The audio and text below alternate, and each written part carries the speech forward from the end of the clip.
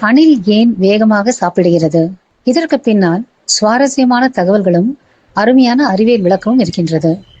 முதலாவது காரணம், உயிர் பிழைப்பதற்காக. அணில்கள் மிகவும் சிறிய இரை விலங்குகள். பருந்து, பூனை, பாம்பு என இதை வேட்டையாட ஒரு பெரும் பட்டாளமே இருக்கும். அவற்றின் பார்வையில் படாமல் தப்பிக்க விரைவாக சாப்பிடும். இரண்டாவது காரணம், ஆற்றல் தேவைகள். அணில்களின் உடலில் மெட்டபாலிசம் மிகவும் அதிகம். அதனால் அவை சக்தியை மிக வேகமாக செலவழிக்கின்றன.